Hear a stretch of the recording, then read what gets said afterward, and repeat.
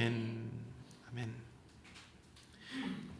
네, 오늘 전 여러분과 함께 시편 8편 말씀을 중심으로 티끌 같으나 존귀하다, 티끌 같으나 존귀하다, 이와 같은 제목으로 하나님의 은혜의 복음 증거하도록 하겠습니다. 2021년 성탄절에 발사된 인류 역사상 가장 좋은 성능을 가진 우주 망원경이 있습니다. 아마 이 이름을 들어보셨을 텐데요, 바로 제임스 웹 우주 망원경입니다. 이 망원경이 찍어보내는 이 우주의 사진들을 우리는 마음만 먹으면 지금이라도 당장 우리 스마트폰으로 우리 손바닥 위에서 볼 수가 있습니다. 자, 사진 한번 보실까요?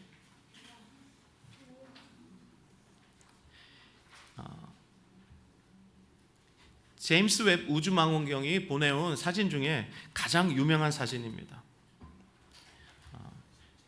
이름을 아시겠습니까? 용골자리 성운이라고 하는 성운, 그러니까 별들과 먼지 구름이 모여 있는 그런 장면을 찍은 사진입니다. 근데 이게 전부가 아니라 가장자리의 일부를 찍은 사진입니다.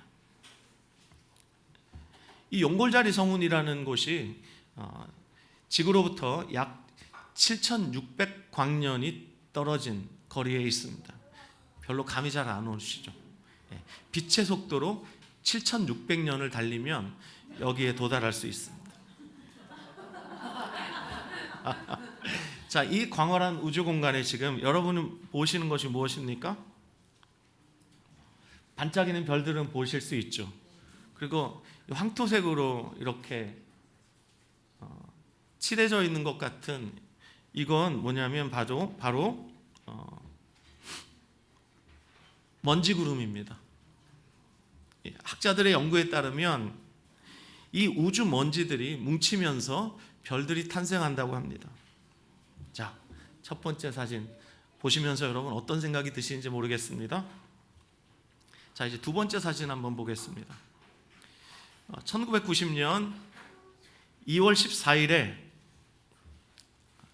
여러분이 익히 들어보셨을 보이저 1호, 지구에서 약 61억 킬로미터 떨어진 거리에서 이 사진을 촬영했습니다. 자, 여기서 여러분 지구가 보이십니까? 예.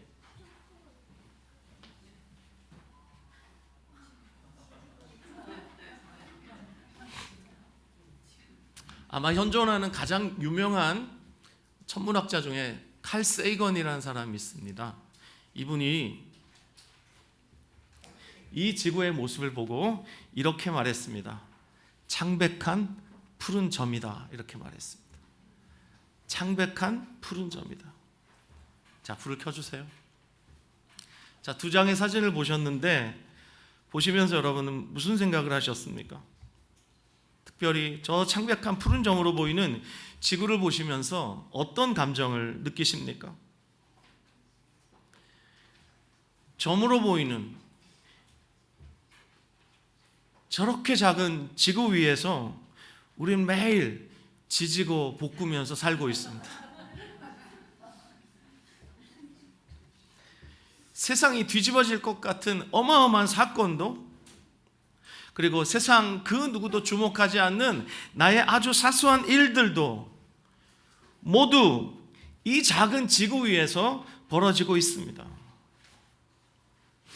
우주를 연구하는 천문학자들에 따르면 우주의 나이는 과학적으로 약 137억 년이나 되었습니다. 빅뱅이 137억 년 전에 있었다. 큰 폭발이 있었다. 그래서 큰 폭발로 인해서 우주가 팽창하기 시작했는데 그 팽창한 우주를 거꾸로 시간을 거슬러 올라가 보니까 137억 년이나 되더라.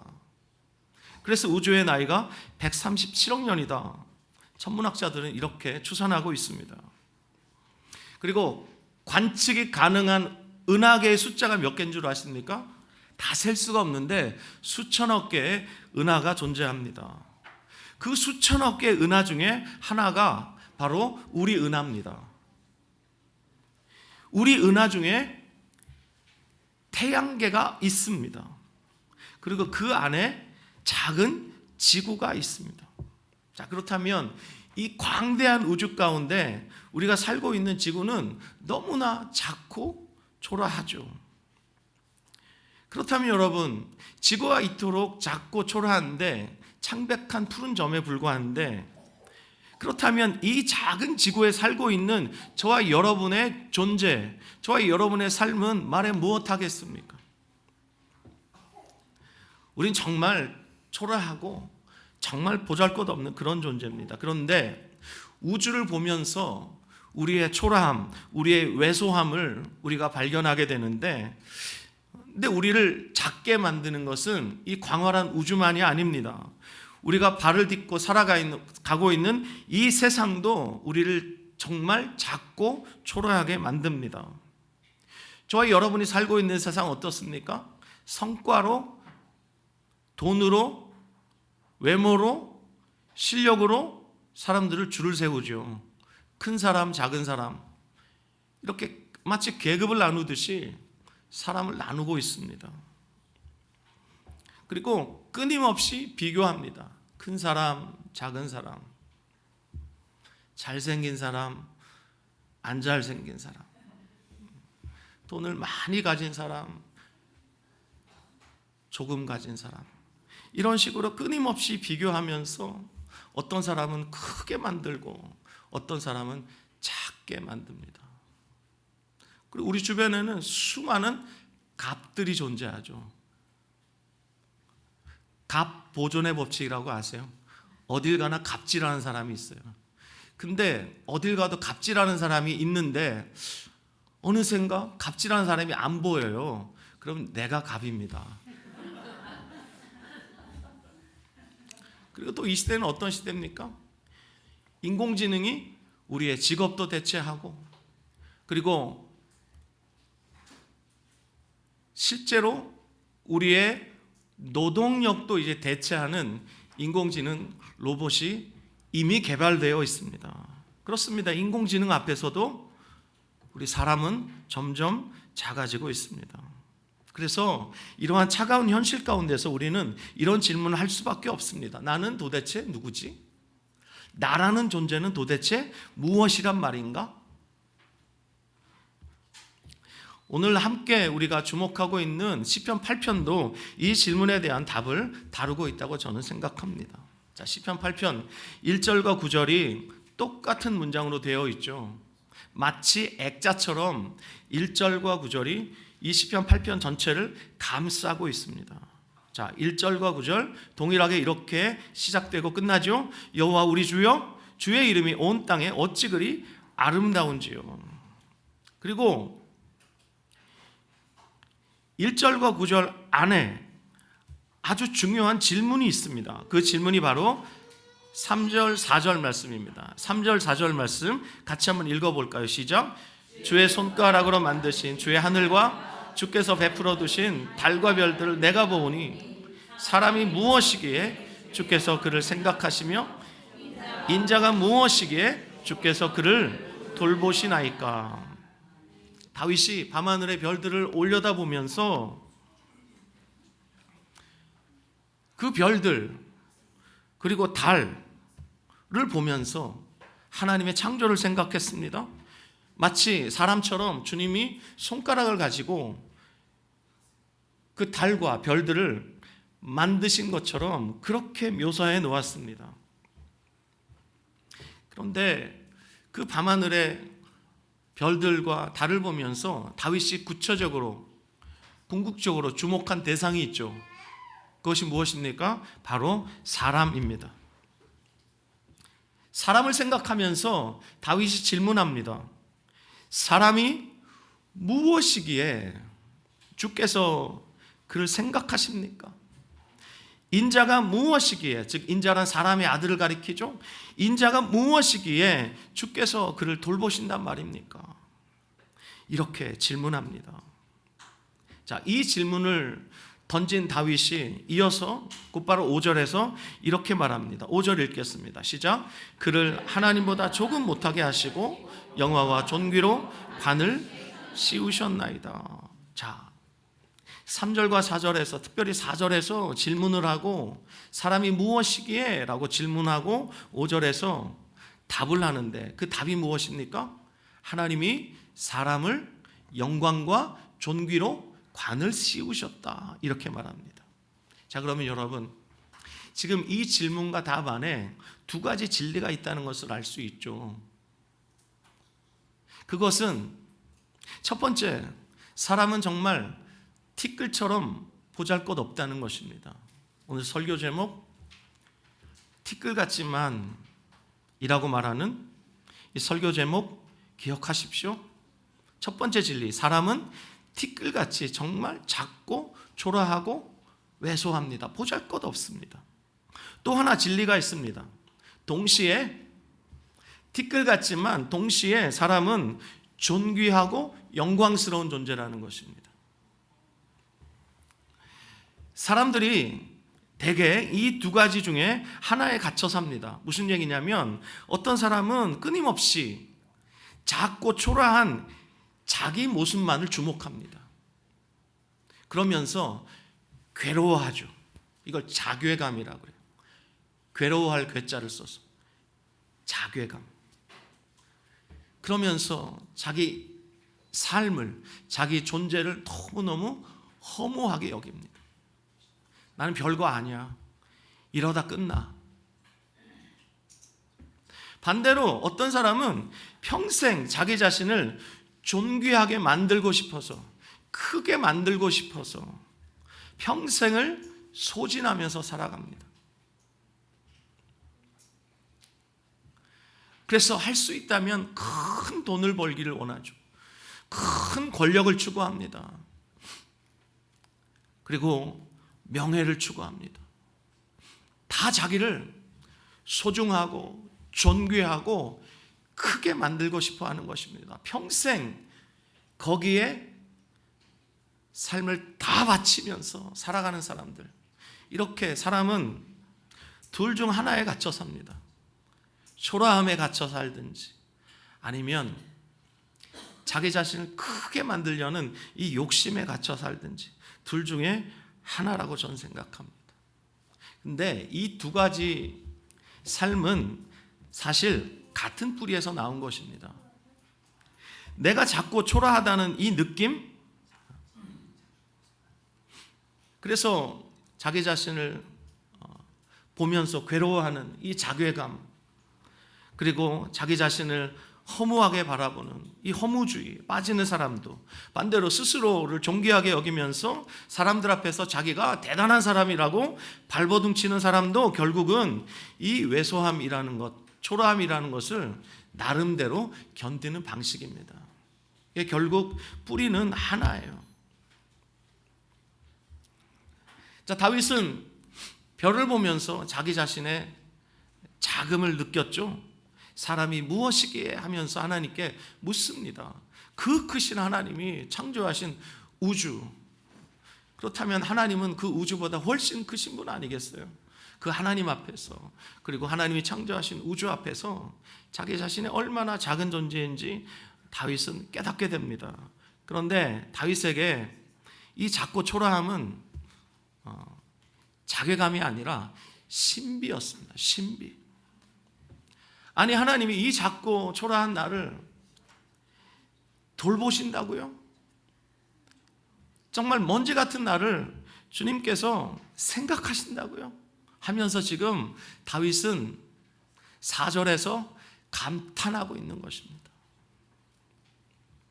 그런데 우리는 어떻습니까? 이 지구에 살고 있는 우리는 어떻습니까? 크고 광활한 우주를 보면서 천문학자들이 관측한 그 숫자들을 우리의 마음속에 계속 되뇌이면서, 그렇지, 우주는 137억 년이나 됐지, 은하는 수천억 개래, 그 가운데 우리가 살고 있는 태양계, 우리가 속해 있는 은하계는 수천억 개 중에 하나에 불과하대, 나는 먼지도 안 돼. 다윗은 신비감에 사로잡혔는데 이 먼지 같은 나를 사랑하시고 생각하시고 돌보시는 하나님의 그 놀라우심에 사로잡혔는데, 이 시대에, 이 광활한 우주를 관측 가능한 이 시대에 우리는 다윗이 느꼈던 그 신비감이 아니라 너무나 작고 초라하고 왜소하고, 그래서 자괴감을 느끼기가 쉽습니다. 여러분은 어떤지 모르겠습니다. 그래서 이 자괴감에 빠지면 어떤 생각을 하게 된 줄 아십니까? 이 우주에 나 같은, 점도 안 되는 나 같은 사람에게 그 누가 관심이나 가지겠어? 그 크신 하나님이 나 같은 사람에게 관심이나 가지겠어? 하나님이 나를 돌보신다고? 난 믿을 수가 없어. 이번 달 월세도 아직 돈 나올 구멍도 없는데 하나님은 도대체 뭐 하시는 거지? 여러분, 이런 생각 안 하십니까? 나는 지금 파산 직전인데 하나님 도대체 뭐 하시는 거지? 내 건강이 이토록 무너지고 있는데 왜 하나님은 나를 돌보시지 않는 거지?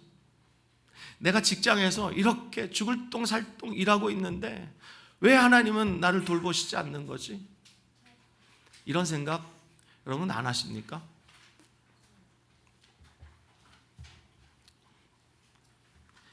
다윗은 신비감에 사로잡혔는데 어쩌면 우리는 다윗의 그 감탄과는 너무나 다른 방향의 자괴감을 느끼고 인생의 허무감을 느끼고, 그리고 하나님이 멀리 계시는 것처럼 그렇게 느끼며 산다 이 말입니다. 아까도 말씀드렸지만 이 세상은 또 우리를 너무나 작고 초라하게 만듭니다. 학생들은 성적으로 줄을 세웁니다. 대학도 등급을 다 매겨요. 내신 1등급, 2등급. 여러분, 1등급과 2등급 차이가요, 하늘과 땅 차이예요. 2등급과 3등급은 말해 무엇하겠습니까? 이렇게 초등학교부터 애들을 줄을 세웁니다. 근데 요즘은 저 강남에는 아주 어릴 때부터, 초등학교 이전부터 의대 입시반이 있어요. 안 믿어지죠? 성적으로 줄을 세웁니다. 그리고 직장에 들어가면 실적으로 줄을 세웁니다. 그리고 대학생들이요, 스펙을 쌓기 위해서 얼마나 죽을 똥 쌀 똥 노력하는 줄 아십니까? 제가 대학 다닐 때는 기타 하나 들고 잔디밭에서 여자 꼬시려고 막 열심히 기타 쳤습니다. 저도 그 중에 한 명이었습니다. 열심히 쳤는데 어느 날 노준아라는 여자가 제 기타 치는 거 보고 뿅 가가지고 아직까지 헤어나지 못하고 있는데, 또 외모로 줄 세우지 않습니까? 그래서 할 수만 있다면 외모를 뜯어 고칩니다.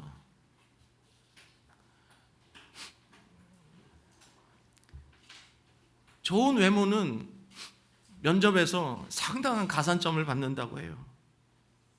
그리고 돈으로 줄을 세웁니다. 금수저, 은수저, 동수저, 흑수저. 너무너무 슬픈 이 시대의 현실입니다. 그래서 우리는 끝없이 비교당하면서 그렇게 삽니다. 아까도 말씀드린 것처럼 인공지능 앞에서 이제 인간은 점점 작아지고 있습니다. 너무너무 초라해요. 여러분 아시죠? 인공지능이요, 인간이 한 달 만에 할 것을 단 5분이면 해치워 버립니다. 그러니 지금 큰 기업들은 인력을 막 줄여나가고 있습니다. 사람들이 앞으로 내가 뭐 먹고 살지, 이런 근심 때문에 너무 불안해서 견딜 수가 없다는 거예요. 여러분 아시죠? 우리의 계산보다 컴퓨터의 계산이 훨씬 정확합니다. 아니, 우린 따라갈 수가 없어요. 자, 이런 현실 속에서 우리는 우리 안에 이런 질문을 갖고 있습니다. 그렇다면 나는 도대체 뭐지? 좀 더 솔직하게 말해 볼까요? 나의 쓸모는 뭐지?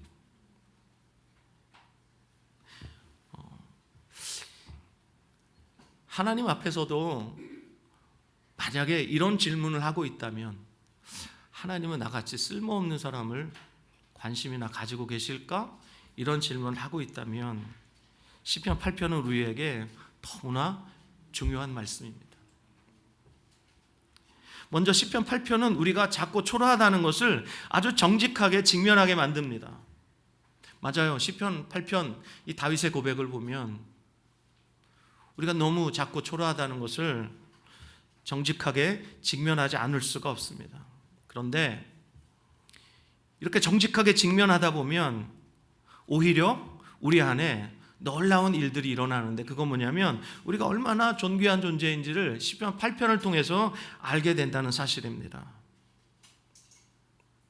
그래서 티끌 같은 우리와 존귀한 우리, 이건 우리 안에 있는 양면성입니다.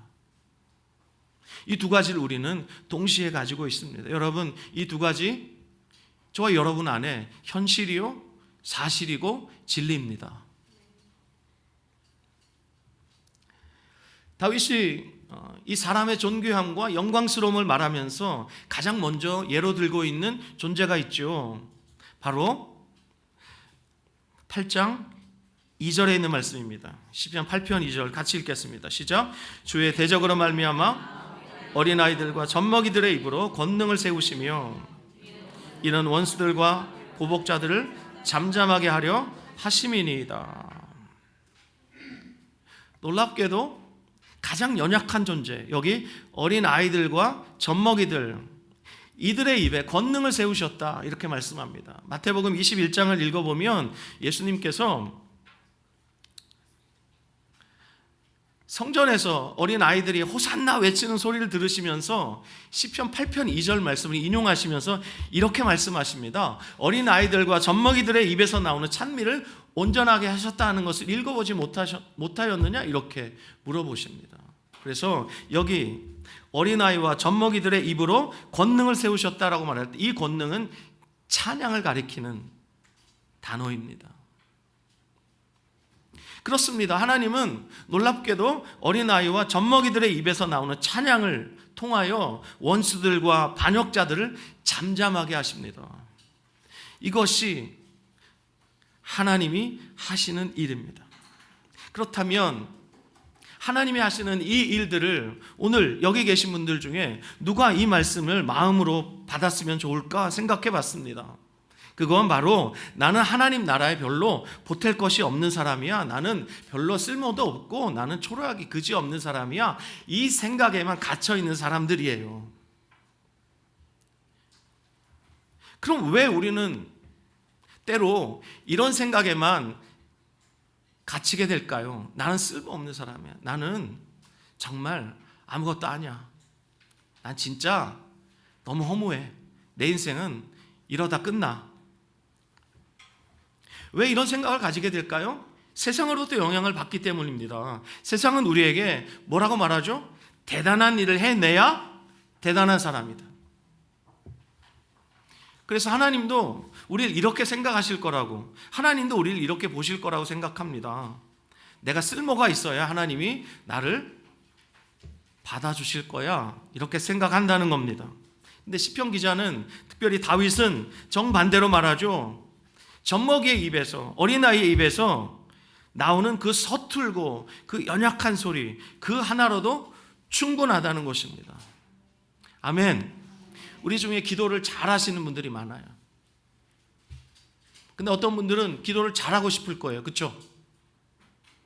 그렇다고 하세요. 기도를 잘하고 싶어요. 이 기도를 잘할 수 있는 방법 제가 알려드릴까요? 기도를 많이 하시면 기도를 잘하시게 됩니다.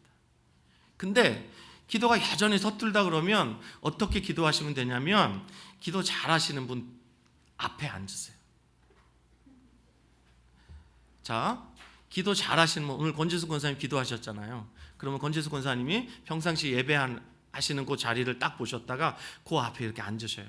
예배 드리면서 주여 일창하 기도합시다 그럴 때 권지수 권사님 막 기도하실 거 아니에요. 그럼 앞에서 이렇게 듣고 있다가 저도요, 이렇게 하시면 됩니다.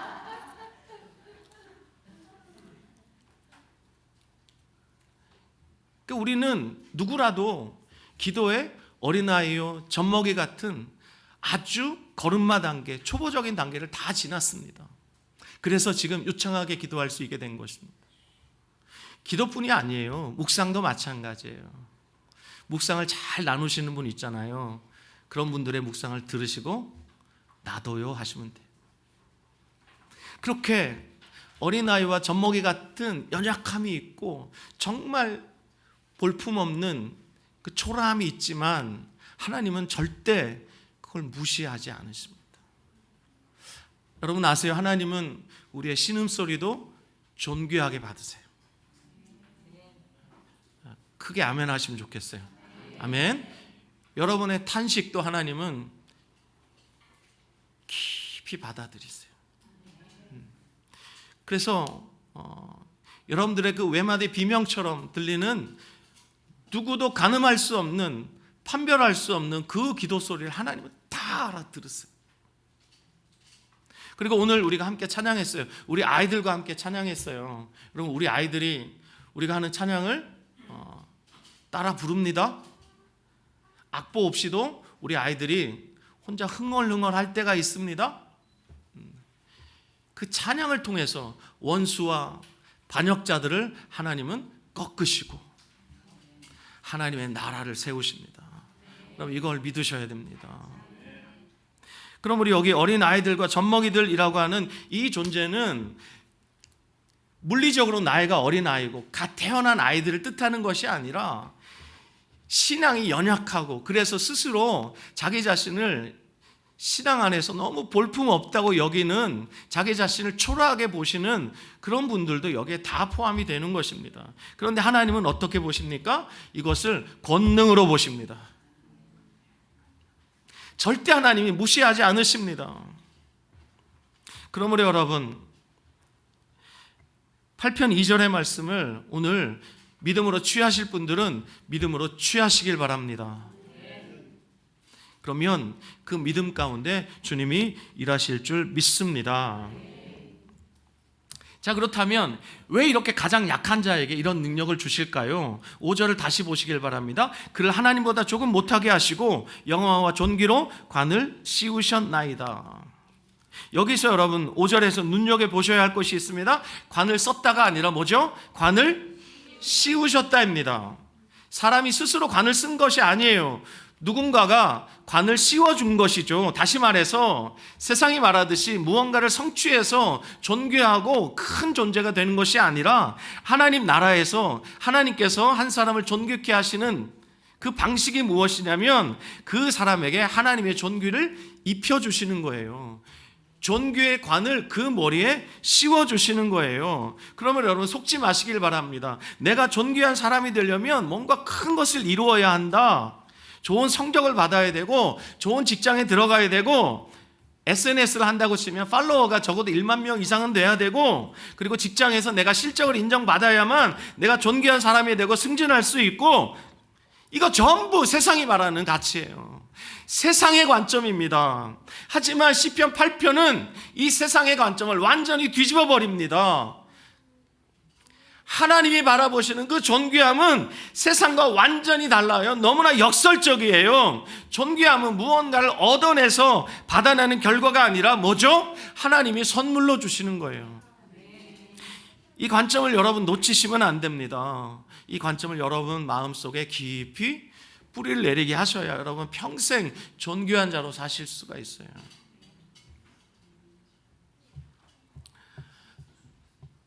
여러분 주변 사람들이 그리고 여러분이 살고 있는 그 세상이 여러분에게 뭔가 가치 있는 일을 해야 당신은 가치 있는 사람입니다 라고 말할 때 정면으로 거부하시기 바랍니다. 기독교인을, 특별히 개신교를 프로테스탄트라고 하죠. 프로테스트가 뭐예요? 프로테스트, 저항하다예요. 저항하다. 세상의 가치관을 저항하는 거예요. 역설적이게 받아치는 거예요. 왜 우리가 힘없이 술에 술 탄 듯 물에 물 탄 듯 그렇게 매가리 없이 신앙생활을 하게 될까요? 그 다른 게 아니에요. 세상의 메시지에 프로테스트 하지 않기 때문이에요. 저항하지 않기 때문이에요. 넋 놓고 그냥 가만히 앉아서 세상의 메시지를 받아들이기 때문이에요. 자, 놀랍게도 6절부터 8절 말씀을 보면 다윗이 하나님의 영광과 존귀를 주신 사람에게 무엇을 맡기셨는가를 우리가 보게 됩니다. 6절에서 8절 같이 읽겠습니다. 시작. 주의 손으로 만드신 것을 다스리게 하시고 만물을 그의 발 아래 두셨으니 곧 모든 소와 양과 들짐승이며 공중의 새와 바다의 물고기와 바닷길에 다니는 것이니이다. 하나님께서 영광스럽게 하시고 존귀하게 하신 사람에게 주신 것이 무엇입니까? 만물을 다스리는 권세입니다. 놀랍지요? 저와 여러분이 뭐라고 만물을 다스릴 수 있는 권세를 주십니까? 여러분, 이 권세는 원래 하나님의 것이었어요. 그런데 그 권세를 사람에게 주셨다는 거예요. 그 어떤 피조물에게도 허락하지 않으셨던 그 존귀와 그 영광입니다. 그런데 사람들은 이 존귀와 영광을 악용하죠. 그래서 땅을 마음대로 사용하고 그리고 자연계를 마음대로 훼손합니다. 하나님은 인간에게 자연 만물을 통치할 수 있는 권세를 주시면서 청지기의 직분도 함께 주셨어요. 무슨 얘기인가요? 마음대로 훼손하지 말라는 거예요. 잘 보존하라는 거예요. 주인을 대신해서 잘 돌보라고 주신 거예요. 여러분, 19세기 미국의 조지 워싱턴 카버라는 아주 유명한 사람이 있었습니다. 이 사람은 노예의 아들로 태어났습니다. 그렇지만 양아버지의 도움으로 공부를 열심히 해서 훗날 아이오와 주립대학의 농과대학을 수석으로 졸업하고 농학자가 되었습니다. 당시 여러분, 이 조지 워싱턴 카버가 살고 있던 그 시대에 미국 남부는 오랫동안 목화만을 재배했습니다. 그래서 목화를 오랫동안 재배한 결과 땅에 힘이 다 빠졌습니다. 땅이 지쳐버렸어요. 그 땅을 어떻게 다시 회복할 수 있을까? 그래서 조지 워싱턴 카버가 그 땅에 땅콩과 고구마를 심자고 농부들에게 권면하기 시작했습니다. 그래서 농부들이 땅콩과 고구마를 심고 수확을 여러 해 동안 하자 그 땅이 다시 건강해졌습니다. 근데 문제는 땅콩이 너무 많아가지고 남아돈다는 게 문제였어요. 그래서 이번엔 조지 워싱턴 카버가 그 땅콩으로 여러 가지 음식을 만들기 시작합니다. 여러분 잘 알듯이 땅콩 버터와 같은 이런 땅콩으로 만들 수 있는 여러 가지 종류의 음식들을 개발하기 시작합니다.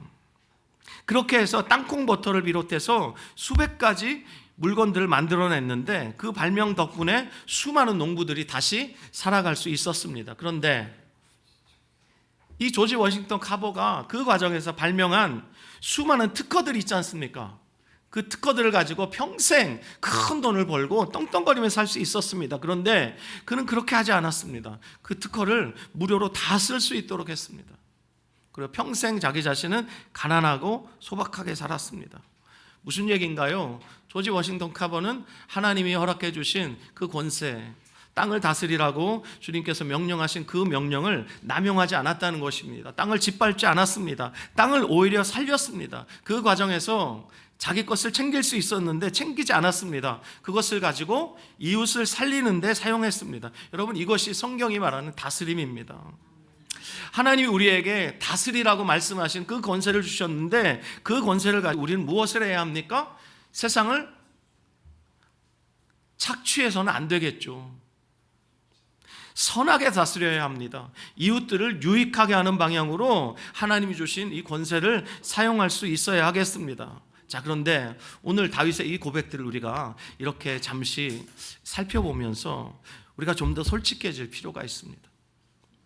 자, 지금 제가 여러분에게 다윗이 노래한 그 영광과 존귀, 그리고 하나님이 사람에게 주셨다는 이 다스림의 권세, 이것을 말했는데, 그렇다면 여러분의 현실과 한번 비교해 보세요. 여러분은 정말 존귀함을 피부로 느끼십니까?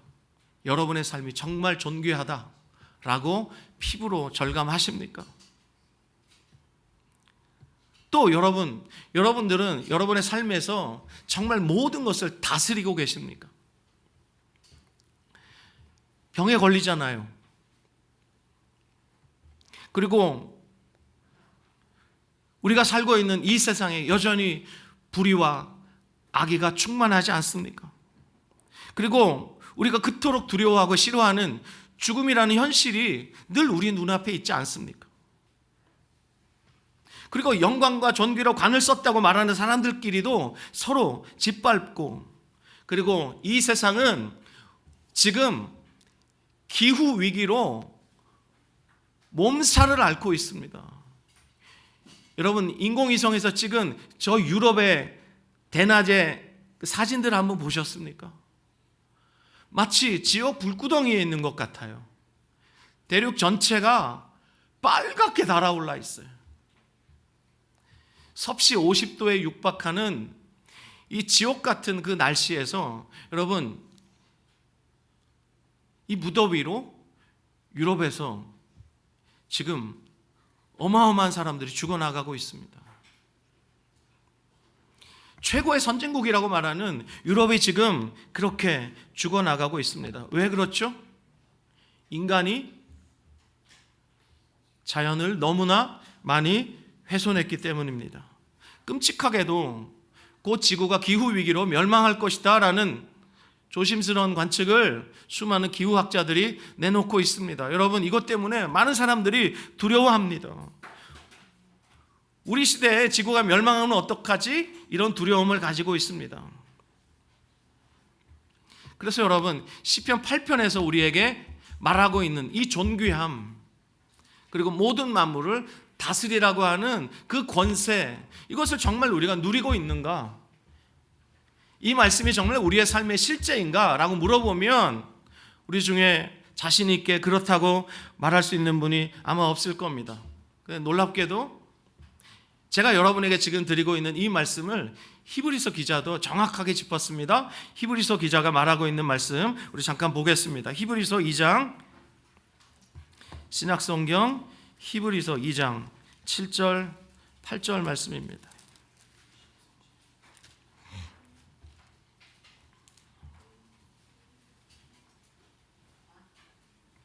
6절부터 8절까지 보겠습니다. 6절부터 8절 시작. 그러나 누구인가가 어디에서 증언하여 이르되 사람이 무엇이기에 주께서 그를 생각하시며 인자가 무엇이기에 주께서 그를 돌보시나이까. 그를 잠시 동안 천사보다 못하게 하시며 영광과 존귀로 관을 씌우시며 만물을 그 발 아래 복종하게 하셨느니라 하였으니 만물로 그에게 복종하게 하셨은즉 복종하지 않은 것이 하나도 없어야 하겠으나 지금 우리가 만물이 그에게 아직 복종하고 있는 것을 보지 못하고. 다윗이 말한 존귀와 영화로 관을 씌우셨다고 말하고, 그리고 히브리서 기자가 오늘 뭐라고 말합니까? 오늘 우리가 함께 읽은 이 본문에서 아직 만물이 그에게 복종하고 있는 것을 보지 못한다, 이렇게 말하고 있습니다. 그런데 여러분, 이것이 끝이 아니라 9절에서 히브리서 기자가 다시 말하고 있습니다. 9절 말씀 또 읽겠습니다. 시작. 오직 우리가 천사들보다 잠시 동안 못하게 하심을 입은 자 곧 죽음의 고난을 받으심으로 말미암아 영광과 존귀로 관을 쓰신 예수를 보니 이를 행하심은 하나님의 은혜로 말미암아 모든 사람을 위하여 죽음을 맛보려 하심이라. 다윗이 노래한 사람을 영광스럽고 존귀하게 하셨다는 그 고백, 그것이 우리의 삶의 현실에서는 전혀 피부에 와닿지도 않을 것 같은 그런 현실이지만 그 자리에서 히브리서 기자가 놀라운 말씀을 하고 있습니다. 여기서 9절에서 천사들보다 잠시 동안 못하게 하심을 입은 자를 말하고 있습니다. 이분이 누구죠? 바로 우리 주 예수 그리스도이십니다. 이분이 죽으시고 그리고 무덤에 장사되시고 부활하심으로 말미암아 이분께서 우리의 영광과 존귀를 회복하셨다는 사실을 히브리서 기자는 말해주고 싶은 거예요. 그리고 그분 안에서 우리가 하나님과 함께하는 왕노릇하는 자로 하나님이 우리의 신분을 회복시키셨다는 것을 말씀하고 싶으신 거예요. 사랑하는 여러분, 우리의 현실은 차갑고 시편 8편의 말씀이 와닿지 않을 수 있겠지만 이 모든 시편의 8편의 고백이 그리스도 예수 안에서 우리 안에 현실로 다가왔다는 사실을 히브리서 기자는 말하고 싶은 거예요. 이 말씀 이해하시겠습니까, 여러분? 그래요. 주님께서 그리스도 안에서 저와 여러분들을 영광스러운 존재로, 존귀한 존재로 만들어 내셨어요. 뿐만 아니라 그리스도 안에서 놀랍게도 함께 하늘에 앉히시고, 그리고 우리가 믿어지지 않을 만큼 우리를 존귀하게 높이시고, 하나님께서 그리스도 안에서 함께 왕노릇하는 교회로 이 땅에 세우셨다는 사실을 성경은 분명하게 말씀하고 있고, 특별히 히브리서 기자가 히브리서 2장 9절에서 말씀하고 있다는 사실을 여러분 잊지 않으셨으면 좋겠습니다. 여러분, 저를 보십시오. 사람들이 저를 보면서 하는 말들이 있어요. 그 중에 하나가 뭐냐면 귀티나게 생겼대요. 그렇습니까? 네, 귀티나게 생겼어요. 근데 저는요, 진짜 가난하게 자랐습니다. 가난한 집에서 자랐어요. 근데 제 어머니가 저 키우실 땐 늘 노심초사하셨던 게 있어요. 그게 뭐냐면 어디 가서도 기죽지 않게 하려고, 그 없는 살림에 해줄 수 있는 거 다 해주셨어요. 제가 그 어머니의 그 사랑을 받으면서 제가 자랐는데요, 제 어머니 돌아가시기 전까지 진짜 10원 하나까지 저에게 다 쏟아붓고 가셨어요. 남아있는 통장까지 빡빡 긁어서 편목사 기죽지 말라고 제게 다 주시고 가셨어요.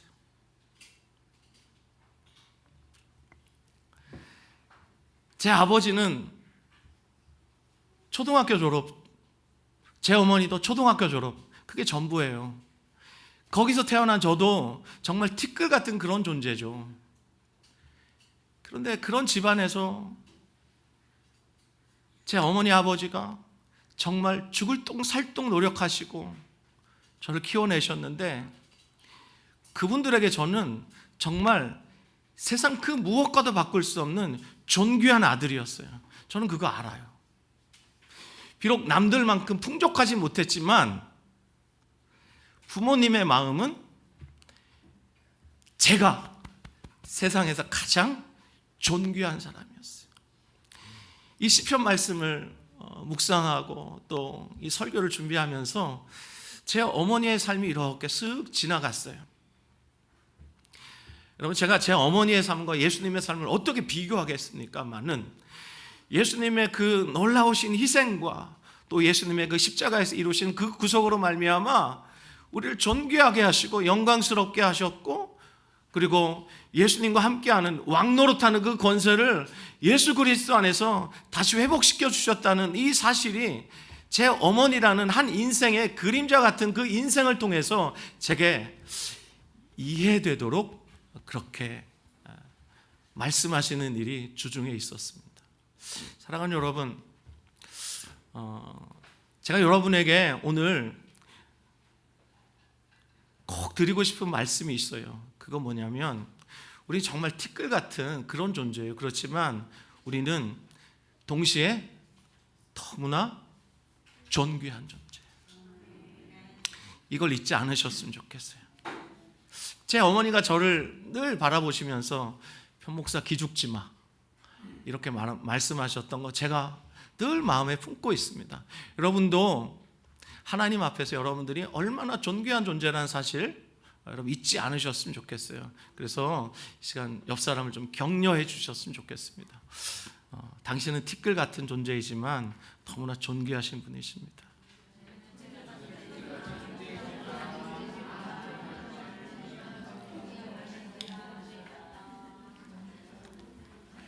아까 우리 백 목사님도 찬양 인도하면서 멘트했지만, 하나님이 그 아들을 내어주셨다는 사실 잘 와닿지 않거든요.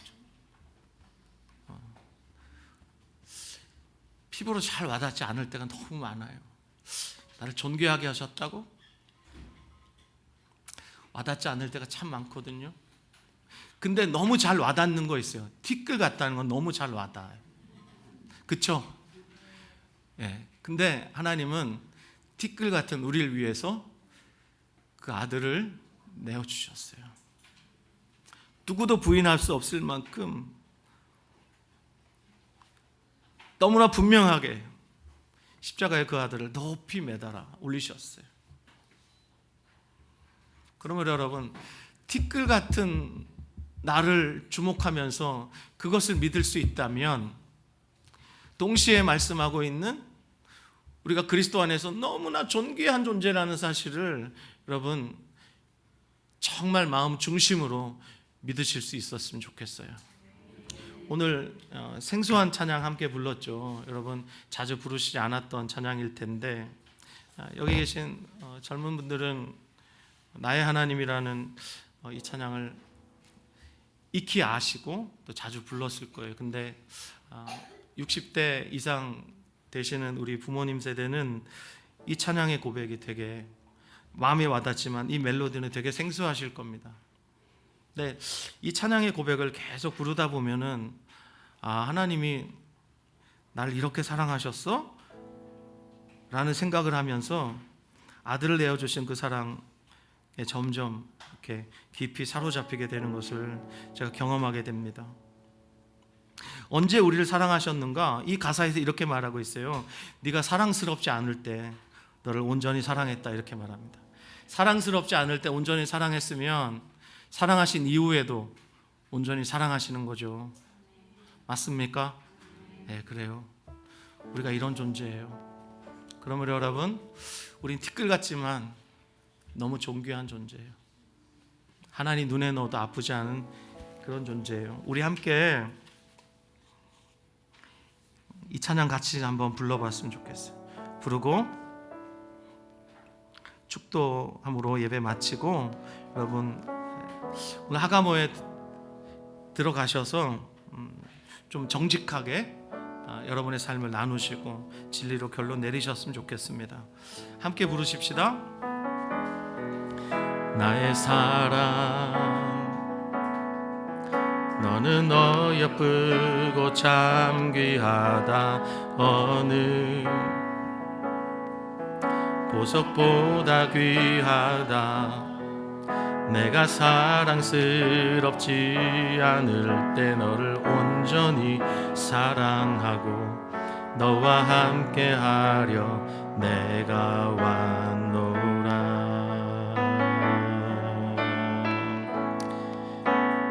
나의 사랑, 나의 사랑, 이 사랑은 결코 변치 않아. 모든 계절 돌보시네. 푸른 마르고 꽃은 시드나 주의 말씀은 신실해. 실수가 없으신 주만 바라라. 주님의 나라와 뜻이 나의 삶 속에 임하시며 주님 알기를 주만 보기를 소망해.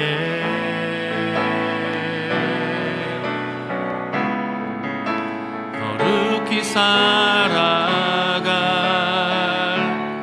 힘과 두려움 없는 믿음 주신 나의 완전한 사랑 찬양해. 찬양하리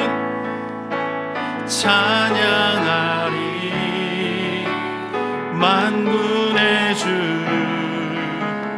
영원히 함께 하시네. 존귀하신 사랑의 왕 영원히 함께하시네.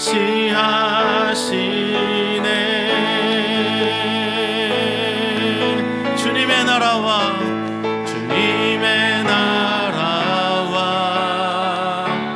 뜻이 나의 삶 속에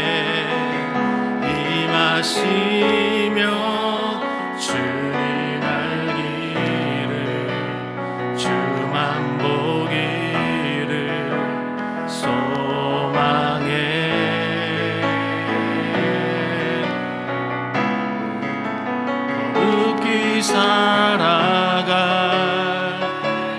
힘과 없는 믿음 주신 나의 하나님 완전한 사랑 찬양해.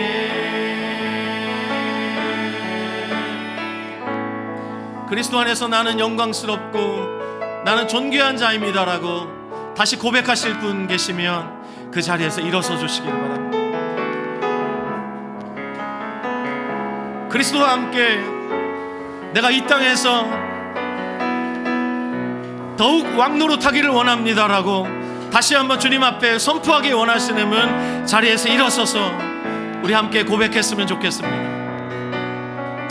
여러분, 주님께서 우리를 영광스럽고 존귀하게 하시려고 그 생명을 버리셨습니다. 그 피를 흘리셨습니다. 여러분, 저와 여러분이 예수님의 피값입니다. 그 무엇보다 존귀하고 그 누구보다 영광스럽습니다. 이것을 믿으시길 바랍니다.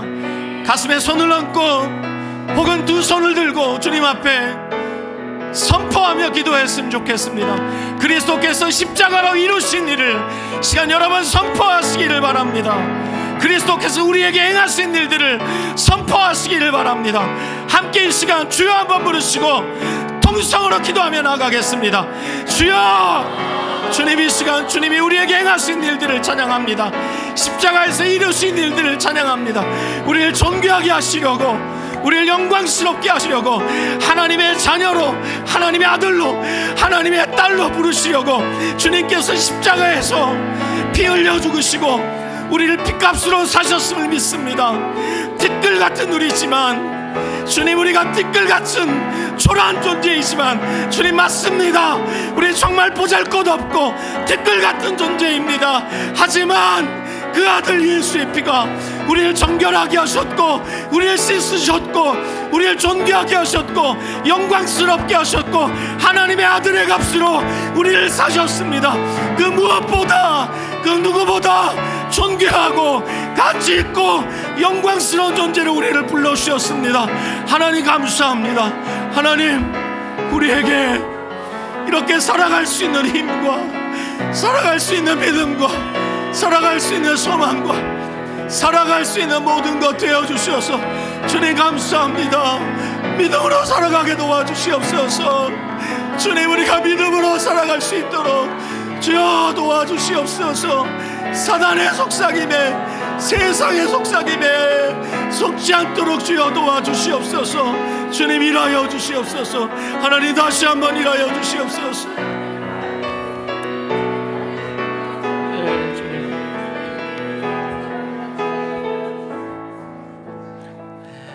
하나님, 사람들이 우리를 보면서, 우리의 처지와 형편을 보면서, 우리의 꼬라지를 보면서 너 같은 게 무슨 존귀한 자야, 너가 하나님의 아들이라고, 너가 하나님의 딸이라고 우리에게 손가락질하고 조롱할 때가 있을 것입니다. 그러나 하나님, 분명히 세상을 향해서, 사탄을 향해서 말하게 해주시옵소서.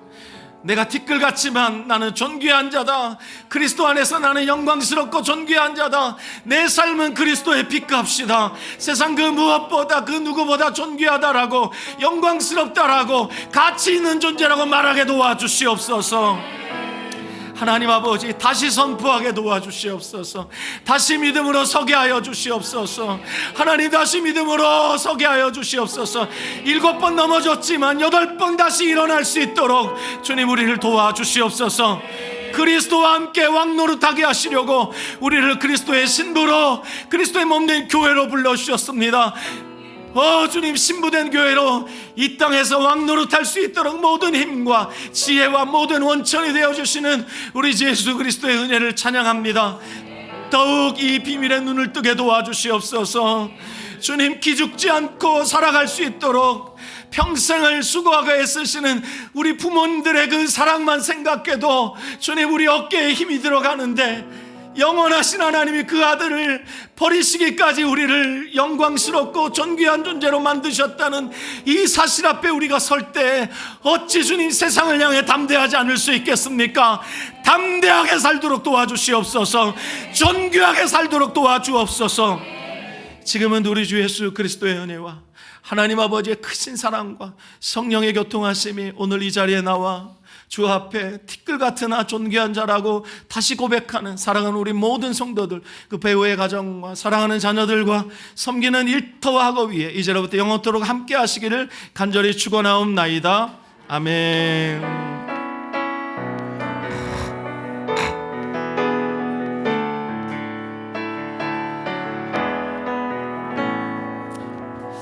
하나님께 박수로 영광 돌리겠습니다. 아멘.